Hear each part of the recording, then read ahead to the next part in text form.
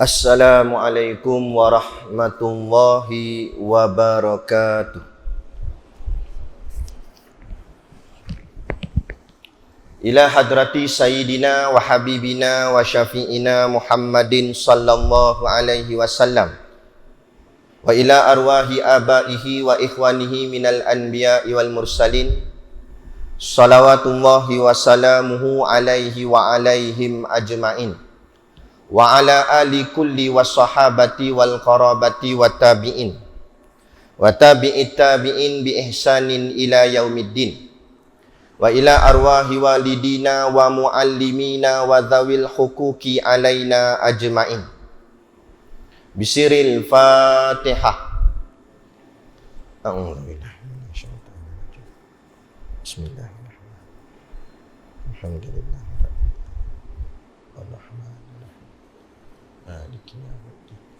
Iyyaka na'budu wa iyyaka nasta'in. Ihdinas siratal mustaqim. Shiratal ladzina an'amta 'alaihim ghairil maghdubi 'alaihim waladdallin. Bismillahirrahmanirrahim. Alhamdulillahi rabbil alamin wassalatu wassalamu ala asyrafil anbiya'i wal mursalin sayyidina Muhammadin wa ala alihi wa sahbihi ajma'in. Subhanaka la ilma lana illa ma 'allamtana innaka antal alimul hakim. Rabbi shrah li sadri wa yassir li amri wahlul 'uqdatam min lisani yafqahu qawli. Wala haula wala quwwata illa billahil aliyyil azim. Amma ba'. Alhamdulillah, kita sama-sama panjatkan syukur kehadiratillah subhanahu wa ta'ala yang dengan limpah dan kurnianya diizin oleh Allah subhanahu wa ta'ala kepada kita pada malam ini untuk sama-sama kita duduk di dalam rumah Allah yang tersergam indah ini. Malah bukan hanya kita duduk dalam rumah Allah, tapi kita juga duduk di dalam satu majlis yang lebih mulia daripada segala majlis yang lain. Malah lebih mulia daripada majlis adat istiadat raja-raja di istana negara. Malah lebih mulia daripada majlis perhimpunan wakil-wakil rakyat di Dewan Parlimen. Kerana apa? Kerana majlis kita pada malam ni walaupun mungkinlah tak semegah mana dan mungkin tak seramai mana, tetapi majlis ini ada janjinya di dalam hadis. Berbanding majlis yang lain tidak ada hadisnya, tapi majlis ini ada hadis. Di mana dalam sabdaan Nabi sallallahu alaihi wasallam, "Idza marartum bi riyadil jannah," kata Nabi, jika kalian berjalan kemudian kalian nampak di sana ada riyadul jannah. Riyad ni maknanya taman. Al-Jannah, syurga. Jadi Riyadul Jannah maknanya taman-taman syurga. Maka kata Nabi, farta'u, maka singgahlah atau nikmatilah taman-taman syurga tersebut. Maka sahabat tanya, "Ya Rasulullah, wa ma Riyadul Jannah?" Apa yang dimaksudkan dengan taman-taman syurga? Kok mana pula ada syurga ni, kan dunia.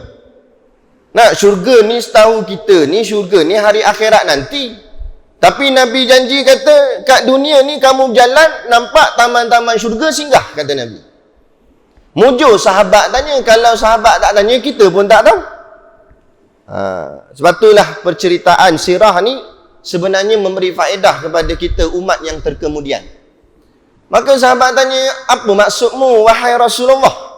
Maka jawab baginda Nabi sallallahu alaihi wasallam, yang dimaksudkan dengan riyadul jannah, taman-taman syurga, ialah hilakudz zikri. Hilakudz zikr.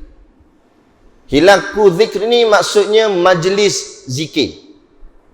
Maka di sana ulama memecahkan maknanya pada dua.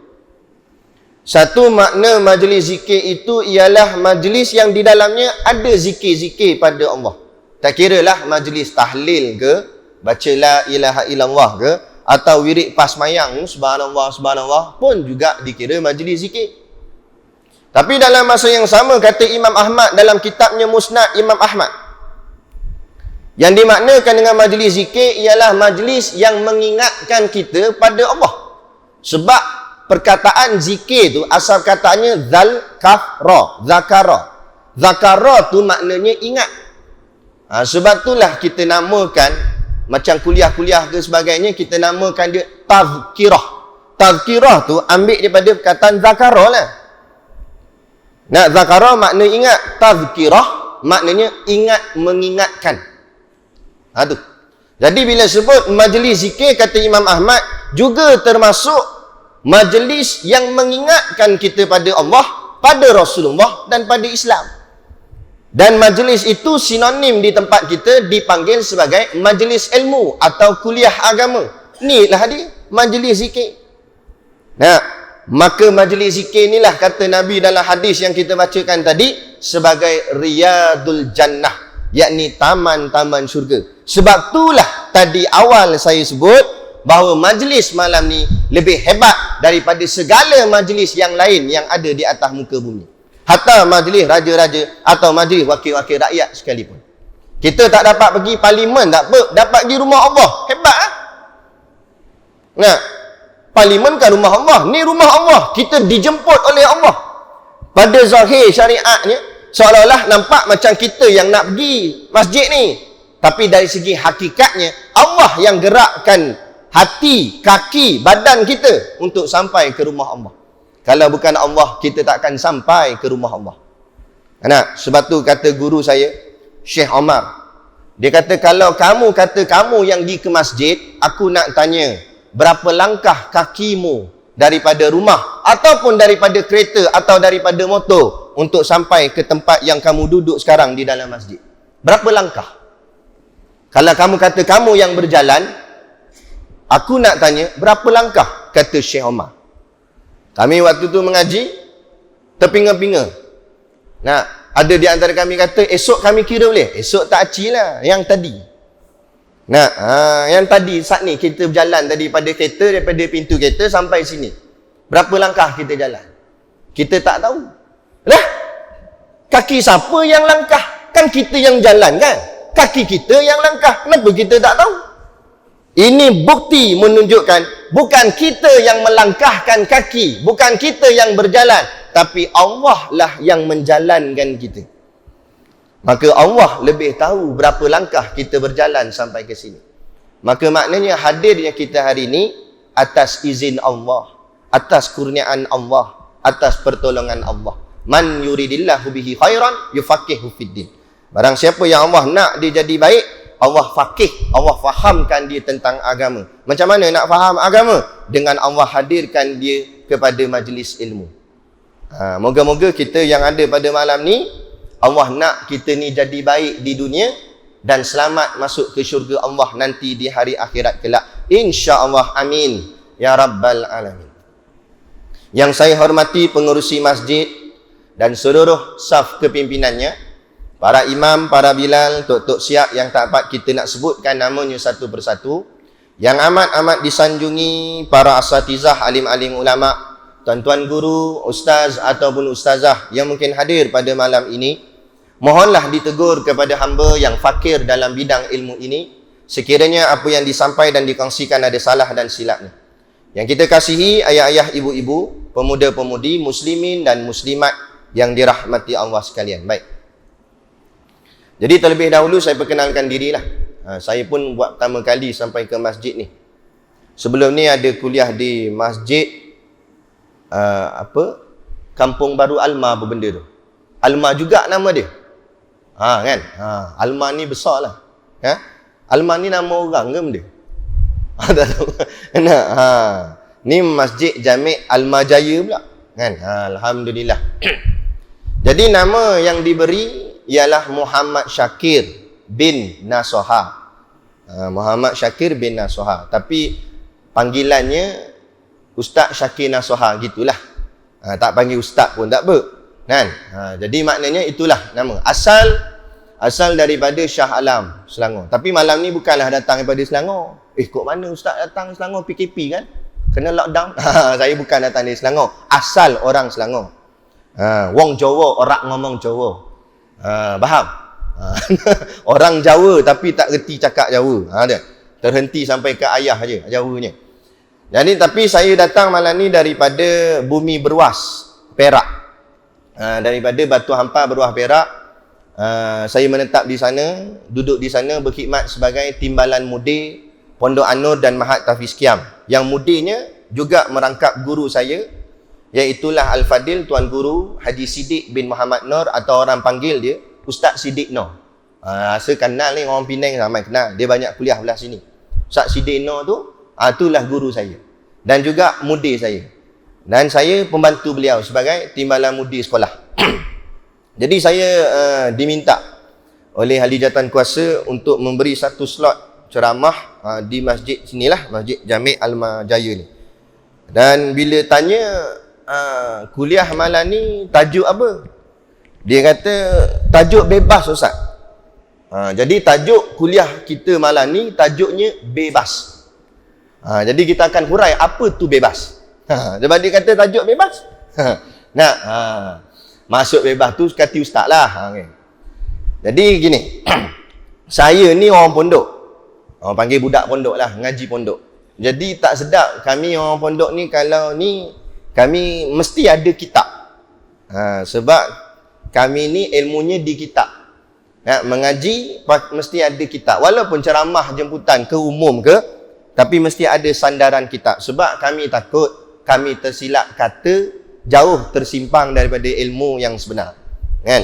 Jadi rujukan pada malam ni untuk ceramah jemputan ni, saya nakal daripada kitab Jauharul Mauhub wa Munabbihatul Qulub, karangan Syekh Ali bin Abdul Rahman Al-Kelantani, seorang ulama daripada Kelantan, tapi dah tak ada dah, meninggal lama dah. Jadi kitab ni adalah kategori bidang ilmunya ialah bidang tasawuf. Kitab ni bagus kerana dia banyak nasihat-nasihat tentang hati kita yang lalai. Sebab tu dia kata wa munabbihatul qulub. Maknanya sebagai bimbingan kepada hati. Hati kita ni banyak cakap terkona sana, tersimpang sana. Jadi kitab ni insya-Allah dia mendidik kita ataupun mengingatkan kita kembali. Itu panggil tazkirah, ingat mengingatkan. Kadang-kadang kita tahu dah, tapi kadang-kadang kita terlepas pandang. Tu.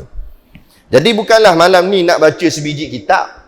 Tapi kita main cedok-cedok itulah mana yang orang cakap apa sesuai ataupun yang minat untuk saya cedokkan. Jadi dalam banyak-banyak bahagian, saya suka pada satu bahagian pada bab kelebihan berfikir. Ini bab yang pertama sebenarnya. Syekh ni dia susun bab yang pertama, Fadilatul Fikri, yakni kelebihan mikir. Kita banyak orang cakap apa, kita pandang mikir ni macam benda remeh je. Sebab tu Syekh ni dia letak bab yang depan sekali, bab fikir. Kerana fikirlah permulaan segala apa yang kita buat. Sebab bila kita nak buat satu, mesti kita fikir. Jadi kalau fikirnya elok, maka hasil buat kerjanya pun elok. Kalau fikirnya tak elok, maka hasil kerja pun jadi tak elok. Maka pentingnya soal fikir. Sebab tu lagi pula di zaman kita hari ni, bukan lagi dalam bentuk, lagi-lagilah di negara kita khususnya, bukan lagi dalam bentuk peperangan senjata. Itu dulu sebelum merdeka, angkat senjata. Tapi peperangan kita di akhir zaman ni, khususnya negara kita, dipanggil Ghazwatul Fikri, yakni peperangan pemikiran. Kalau kita tak ambil cakna benda ni, kita tak sedar bahawa sebenarnya pemikiran kita sudah dirosakkan oleh barat, oleh musuh-musuh Allah. Kita ingat kita masih lagi Islam, rupa-rupanya pemikiran kita jauh menyimpang daripada Islam. Kadang-kadang jadi begitu. Takut pemikiran kita tersongsang dengan pemikiran liberal, sekularisme dan sebagainya, yang konon-konon ala-alanya dipanggil Islam moden. Islam ni mana ada moden kuno. Islam daripada zaman Nabi sampailah hari kiamat esok, Islam tetap Islam. Tak ada istilah sekarang Islam moden, yang dulu Islam lama. Tak ada. Tapi inilah yang mereka bawa pada hari ini. Mereka nak merosakkan pemikiran kita. Mereka nak bawa satu bentuk konon-konon pembaharuan dalam agama. Pembaharuan dalam agama inilah sebenarnya yang dipanggil bid'ah dalalah. Bukan pasal wirid pas mayang, bukan baca Yasin malam Jumaat, bukan baca talqin. Nah, bid'ah yang menyesatkan inilah pembaharuan-pembaharuan yang tidak ada sandaran langsung daripada Quran hadis. Kan? Sebagai contohlah, anda nak tunjuk contoh. Kalau dalam ikut perundangan Islam, hukum bunuh, kisos. Nak hukum bunuh, denda ni pun bunuh ke? Orang kena tangkap sebab bunuh, hukumnya bunuh. Dan yang boleh maafkan si pembunuh tu hanya si waris keluarga. Tapi saya nak tanya, di perundangan negara kita, nah, adakah ikut hukum itu? Siapa yang boleh memaafkan si pembunuh? Raja, agung, sultan, mahkamah tinggi, mahkamah rayuan. Mana ambil mana? Dalam kitab mana ambil? Hukum fiqh mana ambil? Nampak? Tu kata yang tu baru sebenarnya bid'ah yang tidak ada sandaran langsung. Tetapi kalau baca wirid pas mayang ada sandaran. Allah suruh ingat pada dia tika mana pun. Dah apa salahnya kita ingat pada Allah lepas mayang? Nah, kita baca, walaupun ada yang mengatakan hadis baca suratul kahfi pada malam Jumaat, tapi ada juga hadis yang cerita tentang baca surah Yasin, kerana Yasin itu ibarat jantung. Tak ada masalah. Nah, suruh baca Quran, tak ada masalah. Jadi itu bukan sebenar bid'ah yang sebenar. Bid'ah ni yang merosakkan agama, tu baru bid'ah. Jadi baik. Bukan nak hurai bab-bab bid'ah itulah, tapi kita nak bawa satu kisah daripada kitab ni. InsyaAllah. Nah, mula-mulanya saya bacakan cerita dalam kitab ni, kemudian kita huraikan, tengok sama-sama apa maksud ataupun intipati yang kita boleh ambil daripada kisah ni. Jadi dalam kitab ni Syekh menyebut, qala al-muallifu rahimahullah ta'ala wa nafa'ana wa iyyakum bi ulumihi fid daraini amin ya rabbal alamin. Kata pengarang kitab, kata Miqdad ibnu al-Aswad. Miqdad ibnu al-Aswad, tak hafal nama dia pun tak apalah, tapi ini salah seorang sahabat Nabi. Apa jadi? Masuk aku atas Abi Hurairah. Makna masuk sini maknanya dia bertemu. Miqdad sahabat Nabi ni, dia berjalan-jalan, kemudian dia bertemu dengan Abu Hurairah. Kita cuba bayangkanlah keadaan tu. Dia bertemu dengan Abu Hurairah radhiyallahu anhu. Maka mendengar aku akan dia berkata, bila bertemunya Miqdad dengan Abu Hurairah pun bercakap. Apa Abu Hurairah kata? Sabda Nabi SAW, berfikir satu saat itu terlebih afdal daripada ibadat setahun. Matan Arabnya, tafakkaru sa'atan khairun min ibadati sanah. Artinya, fikir satu saat lebih baik daripada ibadat selama 1 tahun. Kata Abu Hurairah. Saya ulang, Abu Hurairah kata, dia kata Nabi kata, nak fikir satu saat lebih baik daripada ibadat selama setahun. Miqdad dengar Abu Hurairah kata begitu. Tak apalah. Kemudian dia kata, masuk aku atas Ibnu Abbas radhiyallahu anhuma. Kemudian Miqdad teruskan perjalanan dia. Jalan. Miqdad bertemu pula dengan salah seorang lagi sahabat Nabi. Bukan setakat sahabat, malah sepupu Nabi. Namanya Ibnu Abbas ataupun Abdullah bin Abbas. Abbas tu pakcik Nabi. Jadi Abdullah ni sepupu Nabi. Abdullah bin Abbas radhiyallahu anhuma. Bertemu dengan Abdullah bin Abbas pula. Kemudian maka aku dengar akan dia berkata. Dengar pula Ibnu Abbas pula cakap. Sabda Nabi SAW, berfikir satu saat itu terlebih afdal daripada ibadat 70 tahun. Matan Arabnya, tafakkurus sa'atan khairun min ibadati sab'ina sanah. Maknanya, kata Ibnu Abbas pula, fikir satu saat lebih baik daripada ibadat 70 tahun. Boleh faham cerita ni betul-betul. Awal tadi yang mula-mula, Miqdad dia jumpa Abu Hurairah. Abu Hurairah kata fikir satu saat lebih baik daripada ibadat setahun. Tapi bila bertemu dengan Ibnu Abbas pula, Ibnu Abbas kata, Nabi kata, fikir satu saat lebih baik daripada ibadat 70 tahun. Kalau kita mengaji ilmu hadis, dia punya term perkataannya seolah-olah nampak macam berlaku tanakut. Tanakut ni maknanya percanggahan. Sebab hadis yang Abu Hurairah kata lebih baik setahun, hadis Ibnu Abbas kata lebih baik 70 tahun. Nampak macam ada percanggahan. Tapi adakah ada percanggahan? Situ. Maka Miqdad pun terus berjalan.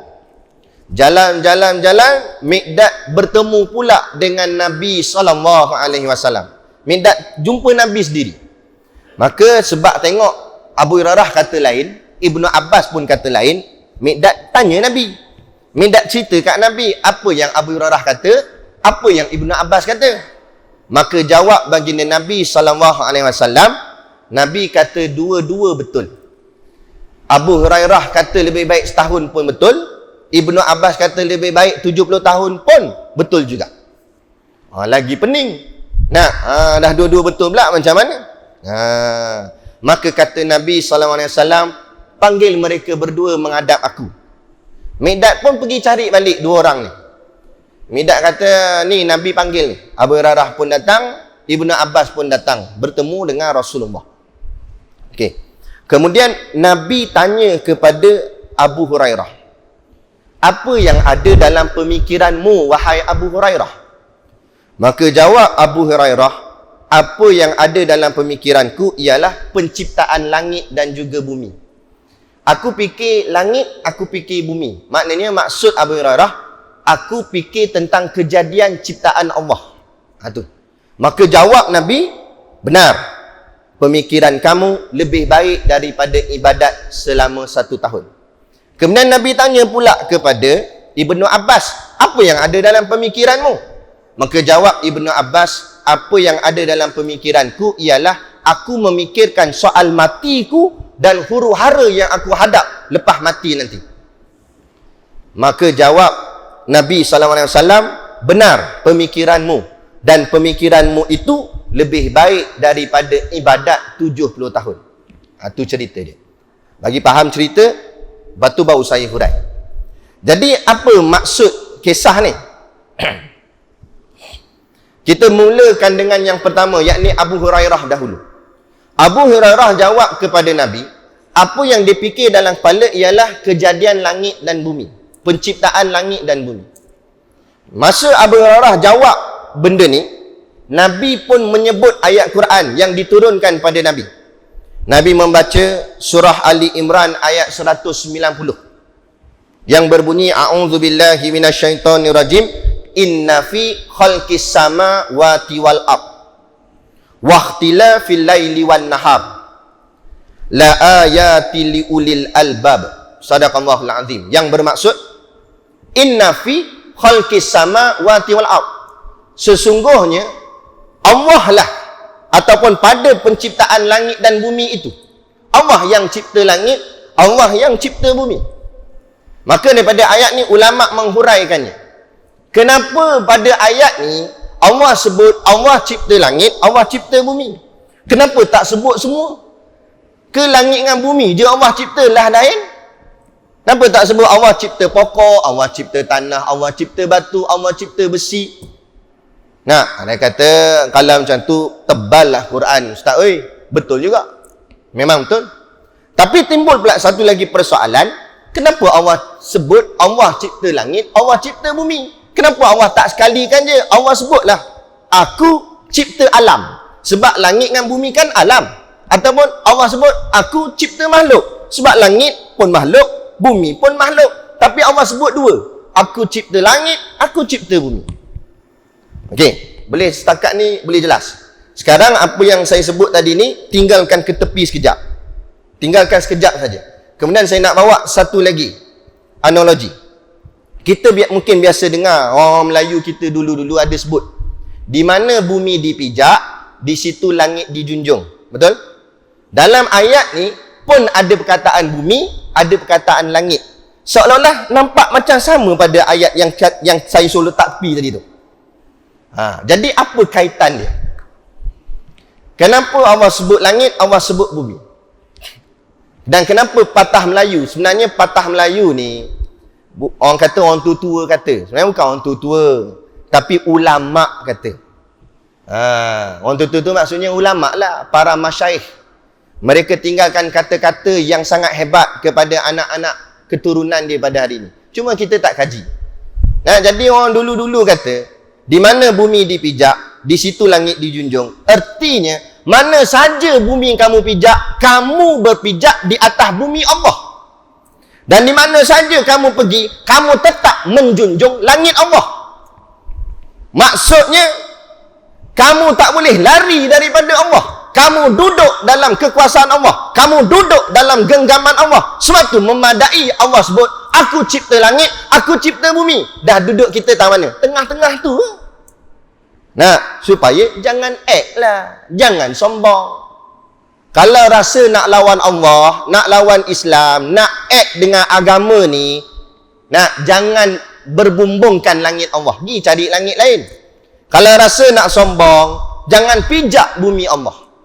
Tapi tak boleh. Kita akan sentiasa, mana kita pergi, bumi ni juga bumi Allah yang kita pijak. Mana kita pergi pun tetap langit Allah tu juga yang kita junjung. Ni dak. Bila orang nak laksana hudud, dia nombor satu lawan. Apa benda ni? Potong-potong tangan ni. Dah mu tak baca Quran ke? Tak jumpa ayat tilka hududullah. Ini hukum aku, kata Allah. Dah mu duduk dalam mana? Duduk kat mana? Nak lawan Allah? Jangan sombong. Kalau kafir yang cakap, tak pelik. Sebab kafir mana faham bab-bab ni.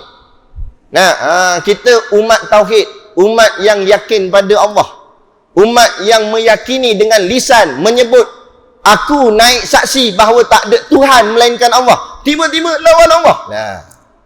Ada. Maka biar jelas pada ayat ni. Bila Nabi membacakan ayat ni tadi untuk memberi faham kepada kita, ingat langit dan bumi. Kita duduk di bawah genggaman kekuasaan Allah. Wahtilafil laili wan nahar. Ayat lagi sebut. Masuk wahtilaf maknanya bersilih ganti, bertukar. Bertukar wan nahar, laili wan nahar. Malam dan siang. Silih berganti malam, silih berganti siang. Sebab tu disebut dalam ayat ni wahtilafil laili. Sebut laili dulu, sebut malam, baru sebut siang. Sebab tu kalender Islam, dia bukan mula dengan subuh, dia mula dengan maghrib. Satu hari bulan dalam kalender Islam bermula dengan waktu maghrib.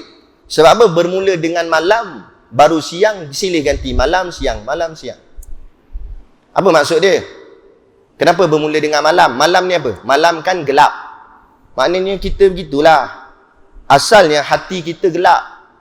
Kemudian Allah, bila pagi Allah naikkan matahari supaya terang dunia ni. Begitu juga hati kita. Asal gelap, Allah yang memberikan cahaya ilmu, cahaya Islam, baru kita jadi terang. Berlapang dada, nampak Islam, nampak elok, nampak betul. Itulah diri kita. Asal kita gelap, jahil, bodoh, tak erti apa, Allah yang memberikan pemahaman sehingga kita reti itu, reti ni, pandai itu, pandai ni. Tiba-tiba sombong pada Allah. Allah nak tunjuk penciptaan dia langit dan bumi. Allah tunjuk penciptaan dia siang dan malam. Juga memberi kesedaran supaya suruh kita fikir. Macam mana Allah buat siang dan malam?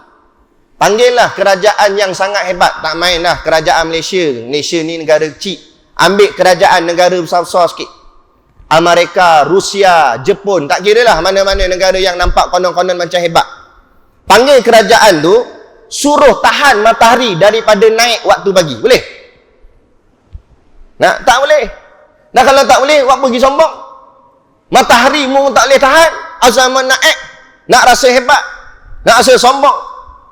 Macam hari ni, tengok. Allah hantar satu tentera dia yang sangat-sangat halus. Inna Allah la yastahi ayyab riba masalam ma ba'udatan fama fauqaha, kata Allah. Dalam Al-Baqarah ayat 26.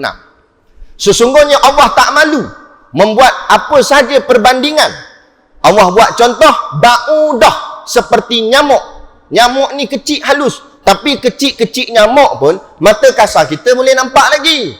Fama fauqaha, kata Allah, atau lebih daripada nyamuk tu lagi. Maka kata ulama, maksud lebih tu maknanya lebih kecil daripada nyamuk. Ni Allah hantar corona ni lagi kecil pada nyamuk, sehingga mata kasar kita pun tak boleh nampak.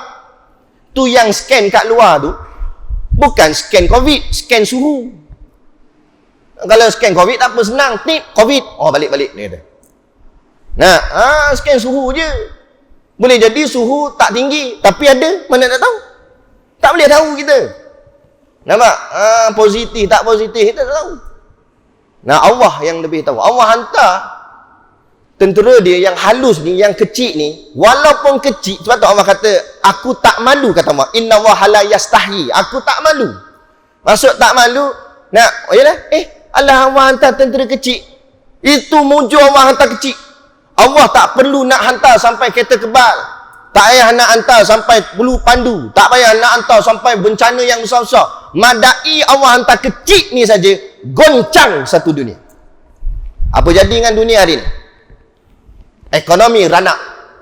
Negara hebat-hebat pun jatuh habis. Allah hantar kecil ni. Tu Allah hantar kecil. Bayangkan kalau Allah hantar besar. Menjadi iktibar kita pada hari akhirat esok. Baru kecil ni pun dah orang cakap apa, huru hara dah kehidupan manusia. Bayangkan esok di hari kiamat, Al-Qari'ah, hari yang menggemparkan dalam Quran sebut. Hari itu nanti bukit bukau dicampak oleh Allah, terangkat menjadi debu berterbangan. Manusia semua bergelimpangan. Kalau kecil ni pun dah macam-macam, bayangkan kalau besar. Nah, itu supaya kita nampak. Sebab tu dalam ayat Quran yang saya bacakan tadi, fa ammal ladzina amanu faya'lamuna annahul haqqu mir rabbihim. Bagi orang-orang yang beriman, kata Allah, mereka akan berkata, ini datang daripada Allah.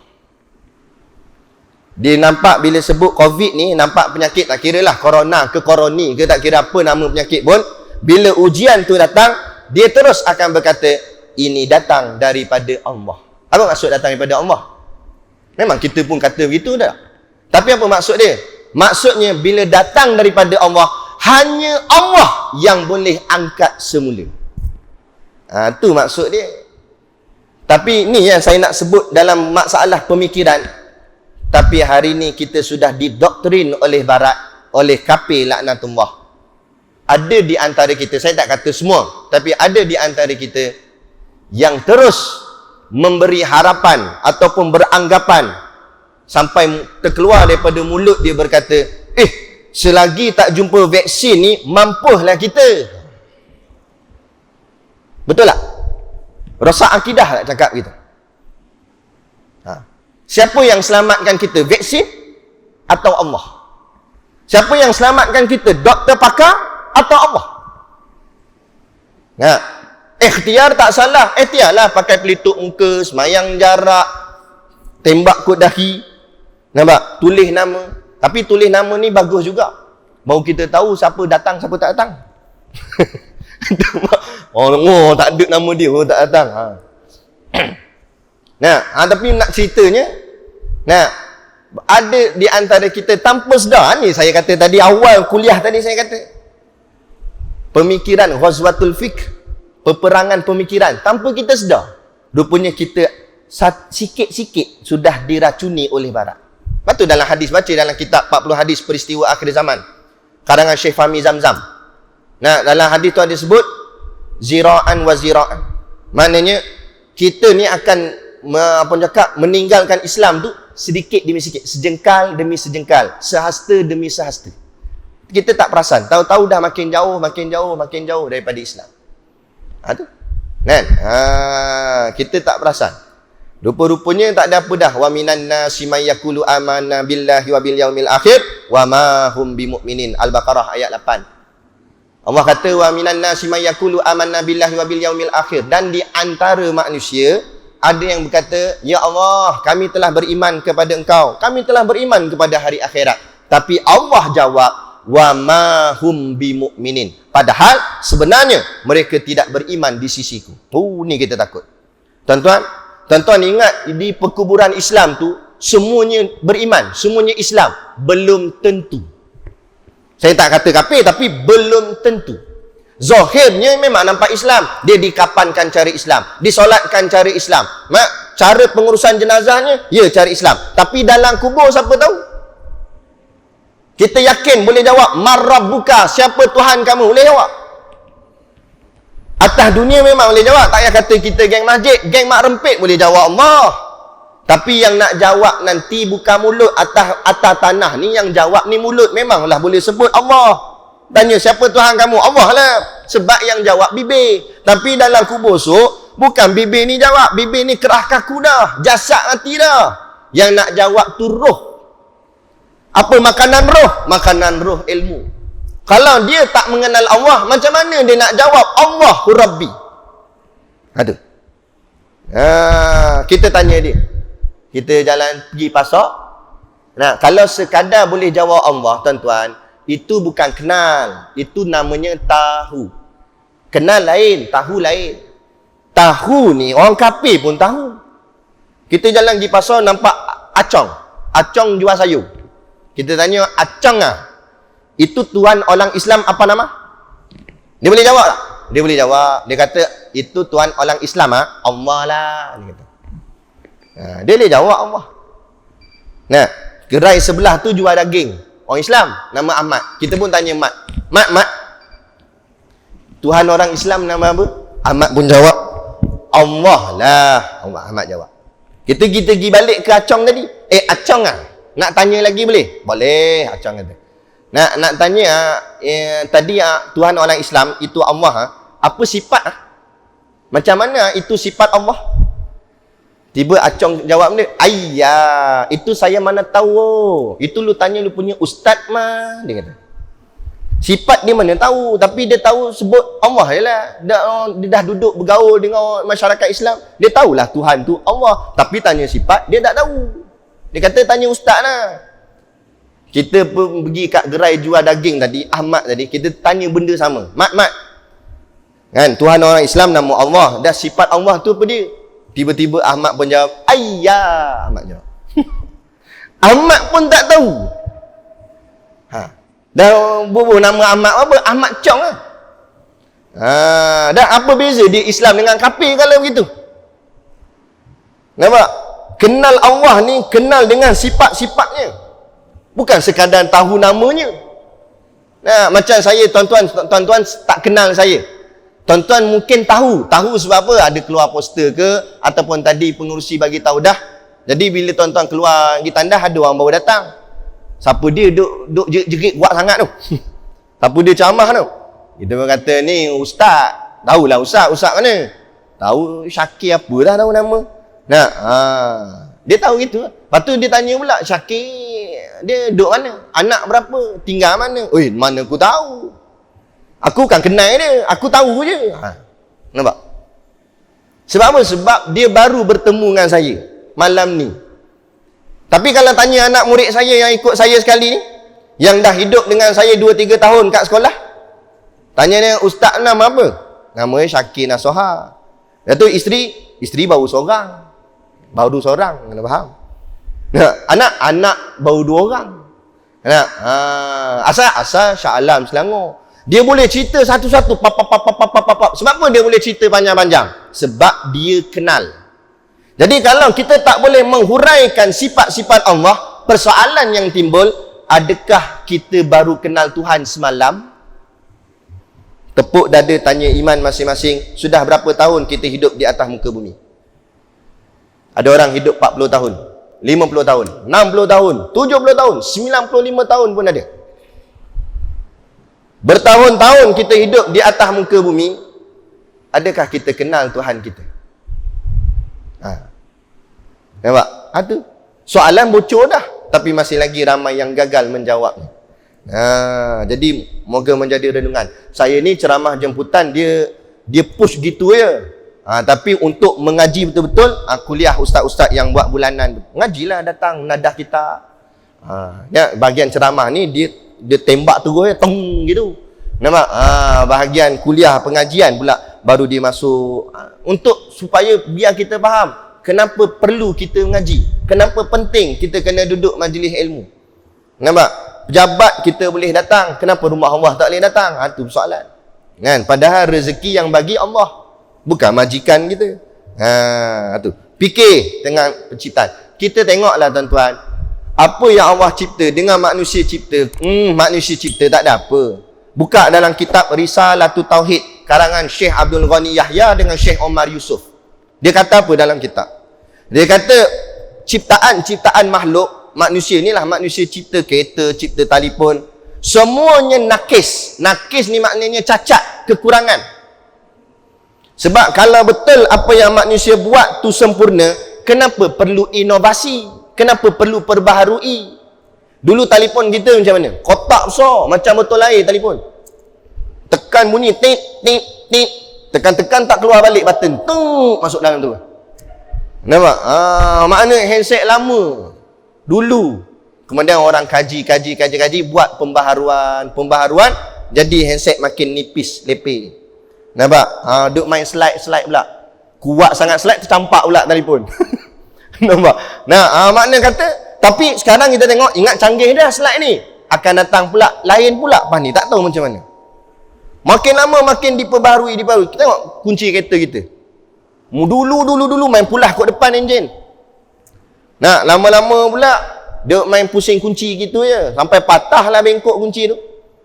Lama-lama pula main push button, tekan. Yang terbaru pula duduk saja, start dah enjin. Pas ni tak tahu pula lah macam mana. Nampak? Sebut hoi je enjin start apa. Kan? Maknanya diperbaharui. Sebab apa perbaharui? Kalau betul apa manusia buat tu perfect, buatlah elok terus. Tak boleh. Sebab apa dia buat sentiasa ada kurang. Lepas tu dia perbaharui. Kurang, perbaharui. Tapi tuan-tuan, saya nak bagi nampak kita sama-sama. Cuba tengok langit yang Allah cipta. Pernah tak ada inovasi? Dari penciptaan manusia pertama, Nabi Adam AS, langit tu warna biru, awannya warna putih. Sampailah langit tetap biru, awan putih. Betul tak? Berapa ratus ribu tahun dah langit tu. Tak perlu tukar. Sebab Allah buat perfect, sempurna. Tak payah inovasi dah. Daripada zaman Nabi Musa, zaman Nabi Ibrahim, zaman Nabi dulu-dulu. Pokok daunnya hijau, batangnya coklat. Sampai hari ni, pokok daun hijau, batang coklat. Nampak hebatnya Allah. Saya nak maksudkan sini supaya kita nampak pemikiran kita, hebatnya Allah, barulah tenggelam hebatnya makhluk. Macam tadilah saya sebut, kenapa kita nampak ubat ciptaan makhluk, vaksin, Panadol, ubat-ubat doktor nampak hebat. Tak salah, saya tak kata salah. Saya tak kata haram, saya tak kata salah. Tetapi kita sebagai umat Islam, kenapa kita tak nampak apa yang Nabi janji, yang Allah janji tu lebih hebat lagi? Contohnya madu, habatus sauda. Habatus sauda ada hadis, Panadol ada hadis. Ada. Fil habatis sauda'i syifaun, kata Nabi. Pada habatus sauda itu ada penyembuh, min kulli da'in, bagi setiap penyakit, kata Nabi. Illa sama, melainkan mati, kata Nabi. Habatus sauda penawar bagi segala penyakit. Nabi kata, bukan saya kata. Kalau YB kata, boleh lah kita nak tolak. YB kadang-kadang betul, kadang-kadang tak betul. Banyaknya tak betul. Tapi ni Nabi kata, hadis Nabi, Sahih Bukhari pula tu. Nabi kata habatus sauda itu penawar bagi segala penyakit, melainkan mati. Tapi bila kita demam, cari habatus sauda ke cari Panadol? Ni saya nak nampakkan bahawa pemikiran kita tanpa sedar, kita sudah dikonarkan. Kita tak perasan. Kita dah tak nampak ada hadis Nabi, tak nampak ada ayat Quran. Nampak dia kaburkan kita dalam bidang medik, dalam macam-macam bidang, dalam apa-apa aspek. Anak kita kalau pandai, kita hantar MRSM, sekolah sains ke sekolah tahfiz. Sekolah sains matematik lah Ustaz. Dah bahagian tahfiz, bahagian tak boleh pergi dah.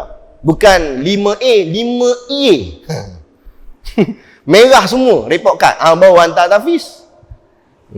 Kita letak Islam tu di belakang.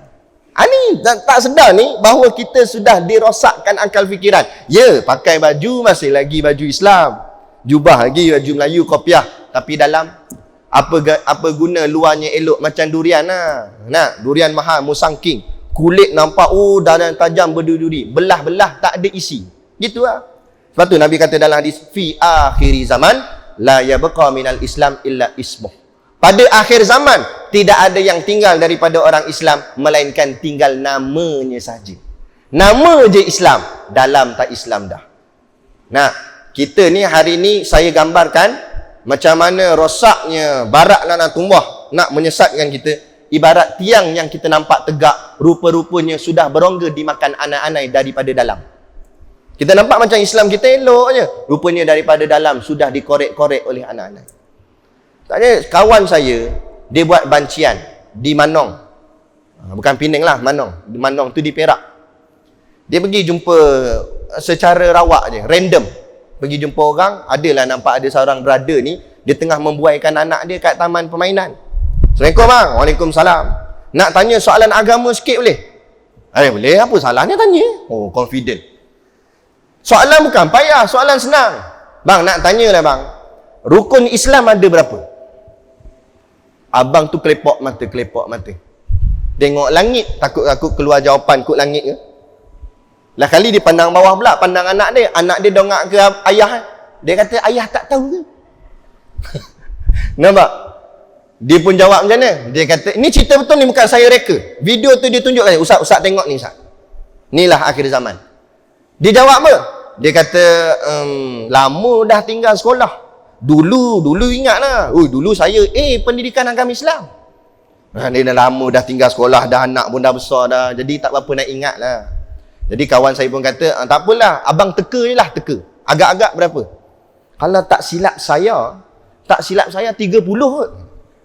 30 dia bantainya. Kita dengar ni kelakar. Tapi inilah realiti kehidupan yang berlaku di zaman kita hari ini.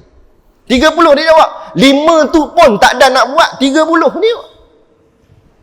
Lepas tu ada dia jumpa perempuan pula dekat bus stop.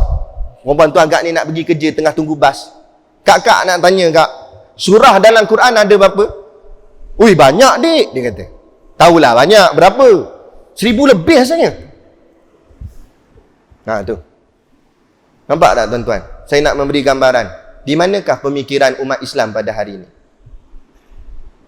Ini yang tadi Nabi kata, kamu fikir sesaat penciptaan Allah lebih baik daripada kamu ibadat setahun. Kalau kira ibadat, semua orang ibadat. Semua orang semayang hari ni. Tapi dia fikir tak apa Allah cipta. Kita dalam semayang-semayang nampak makhluk hebat. Dalam semayang tu masih lagi nampak makhluk hebat. Kenapa tak nampak Allah hebat? Dia tengok bangunan pencakar langit di Kuala Lumpur. Datang dari kampung. Dongak, sonoknya. Dia kata. Tingginya. Kenapa kamu bangga manusia cipta bangunan tinggi? Sedangkan, Gunung Everest Allah buat tinggi. Kenapa kamu tak bangga? Tak ada bangunan yang boleh lawan Gunung Everest. Allah buat kukuh. Nampak? Kenapa tak nampak Allah yang hebat, tapi nampak makhluk yang hebat? Sebab apa? Sebab pemikiran kita sudah jauh daripada Allah. Ini sikit demi sedikit. Bila yang ni kita dah kena racun, jadi apa saja pemikiran kita bukan membawa kepada agama dah. Kita beli rumah sebab apa? Nak dekat dengan bandar, senang beli barang. Orang dulu-dulu nak buat rumah atau beli rumah dekat dengan masjid, senang berjemaah. Nampak? Sikit demi sedikit kita tak sedar bahawa kita sudah terkona pemikiran. Memanglah tak sampai jadi sesat, jadi kafir, tapi sedikit demi sedikit. Ingat kafir ni tak semestinya jadi Kristian, tak semesti jadi Yahudi, tak semesti jadi Hindu, tak semesti jadi Buddha. Cukup dengan kita tinggalkan Islam, kita sudah layak dipanggil kafir. Nampak? Tak ikut Islam, kafir ni. Sebab dia dua, wahadaina hunajdain, kata Allah. Aku bentang kepada kamu dua jalan. Apa dua jalan? Satu jalan Islam, satu lagi jalan bukan Islam. Bukan Islam tu banyak nama, tapi dia punya kumpulan dia kafir lah. Tak kira buh apa pun. Lepas tu sekarang ni pula ada istilah, bila kita bawa Islam, janganlah Islamik sangat. Habis nak kapimik sangat. Dia kata jangan Islamik sangat. Dalam istilah kita menganut agama Islam, tak ada Islamik. Memang bila Islam lah kena ikut. Bukan istilah Islamik tak Islamik. Kita agama Islam, ikut Islam lah. Allah sikit-sikit ayat Quran, sikit-sikit ayat Quran. Lepas tu nak ayat Bible. Inilah yang berlaku. Tuan-tuan, betul. Dalam satu mesyuarat, apa nama, datuk-datuk lah, kita tak sebut lah, tapi dia pun cerita. Bila ada di kalangan ustaz yang duduk dalam mesyuarat tu, keluarkan hadis, keluarkan ayat Quran, ada yang tikai. Sikit-sikit ayat Quran, sikit-sikit ayat Quran. Nah, kita kan Islam. Kita rasa macam mana, tuan-tuan? Inilah kesedihan. Tanpa kita sedar, kita ingat negara kita aman. Lepas tu jangan sangka sungai yang tenang tidak ada buaya di dalam. Kita ibarat gitulah, Malaysia ni nampak aman, elok. Rupa-rupanya kegoncangan akidah semakin dahsyat. Semakin dahsyat, semakin dahsyat. Jangan lupa negara jiran kita. Tengoklah Indonesia, apa dah jadi. Dalam satu rumah, macam-macam agama ada. Islam ada, Hindu ada, macam-macam ada. Takkan kita nak biarkan sok negara kita jadi begitu? Kita tengok anak-anak muda kita sudahlah. Tuan-tuan, hari ni tuan-tuan tengok anak-anak perempuan pakai baju lengan pendek. Itu tak ke mendedah aurat. Ayahnya pergi masjid. Ayah pakai kopiah 4 lapis dengan kopiah. Anak pakai baju lengan pendek. Bila kita tanya, apa ni aurat ni? Ya ke? Dia tanya. Dia tak tahu tu aurat. Tapi mengaji tu sampai ambil PhD mengaji sampai menara gading. Dia tak tahu ni aurat, dia tak tahu kaki pun aurat perempuan, pakai stokin. Berapa ramai dia tengok kat luar. Kan ni anak kadang-kadang anak kita, anak saudara kita, anak. Makna kata itulah saya maksudkan, supaya memberi kesedaran pada kita bersama bahawa agama jangan lagi kita buat main-main, jangan lagi kita berlengah. Boleh jadi bila Allah turunkan bala seperti ini atau ujian seperti ini, kerana Allah nak kita ingat pada dia. Renung balik. Sebab tu tadi ayat tadi saya baca, bila ujian datang, orang beriman akan pandang ini datang daripada Allah. Maksudnya bila datang ujian, ni mikir, Allah, apalah dosa kami ya Allah, sehingga engkau hukumkan kami sembahyang tak boleh rapat dah. Kami tak boleh salam dah antara sahabat kami. Kami tak boleh pergi dah rumah engkau di Mekah. Tak boleh buat umrah. Tuan-tuan, salam ni gugur dosa. Orang A, salam orang B, gugur dosa dua-dua. Dah tak boleh salam duk main macam ni. Macam mazhab Jepun dah pula. Nampak? Jadi orang beriman, bila dia nampak wabak ni, dia doa juga minta Allah angkat wabak. Tapi apa dia sebut dalam doa? Ya Allah, angkatlah wabak ni ya Allah, kerana kami rindu untuk semayang rapat-rapat semula. Kami rindu untuk salam tangan sahabat kami. Kami rimah dah pakai tutup mulut ni ya Allah, sampai nak napah pun susah. Takutnya dengan COVID sampai kat rumah pun pakai juga. Lah kali mati sebab tak cukup oksigen. Macam ni tuan-tuan punya pandangan semayang jarak ni? Memanglah betul kita nak ni kan, tapi lama mana? Ke tuan-tuan dah selesa sonok semayang jarak ni? Dia kata sonok Ustaz boleh pusing Ustaz. Saya sampai sekarang rasa kekok. Kekok sungguh lah apa semayang gini. Kita rindu untuk rapat semula jemaah, bahu bertemu bahu. Jadi kita berdoa, ya Allah, tolonglah angkat wabak ni ya Allah. Bukan kerana wabak ni menyusahkan kami kerja tu kami tak kisah. Bukan kerana wabak ni menyusahkan kehidupan dunia kami, itu kami tak apa-apa kisah. Yang kami kisah, wabak ni menyebabkan bab agama kami terganggu ya Allah. Tolonglah ya Allah. Itu doa orang beriman. Tapi kalau orang kafir, bila datang wabak ni, dia fikir apa? Fikir job dia, fikir projek dia. Itu orang kafir. Kita jangan sama pemikiran dengan orang kafir. Nampak? Orang munafik, orang fasik. Dia kata janganlah buat PKP. Kami nak berlakon macam mana? Kami nak menyanyi macam mana? Yang dia fikir hiburan. Itu yang jadi masalah. Jadi cukuplah setakat tu. Tengok kepala pun makin sengit aja. Udahlah tu. Jadi itu yang dapat kita kongsikan. Moga-moga membuka pemikiran kita biar nampak Islam. Moga tak kiralah.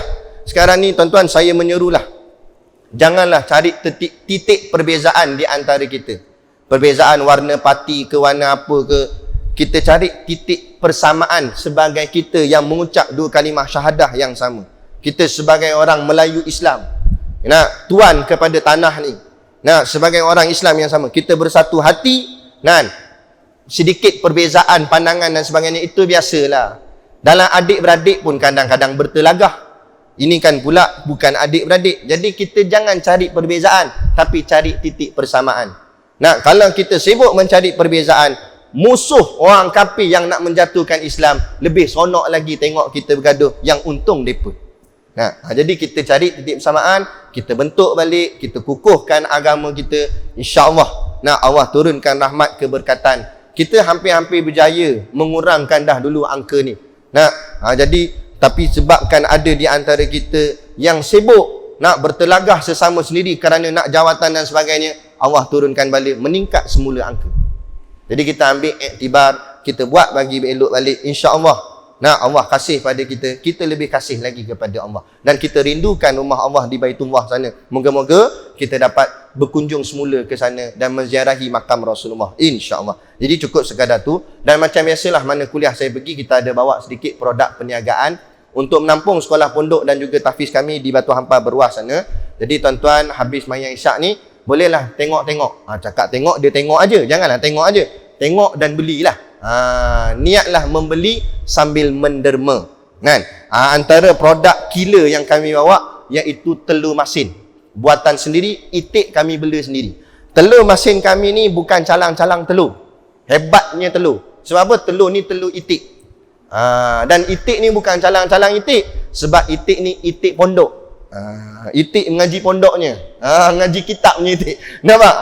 Jadi keberkatan dia, insya-Allah. Jadi pakat-pakatlah membeli sambil menderma, insya-Allah. Pakat bantu. Moga-moga dengan bantuan tuan-tuan kami dapat melahirkan pelapis-pelapis ulama yang akan terus membimbing umat kepada jalan yang betul, sehinggalah kita diambil oleh Allah, nak bertemu dengan Allah dalam keadaan husnul khatimah, insya-Allah. Jadi sekadar tu, wabillahi taufik wal hidayah. Assalamualaikum warahmatullahi wabarakatuh.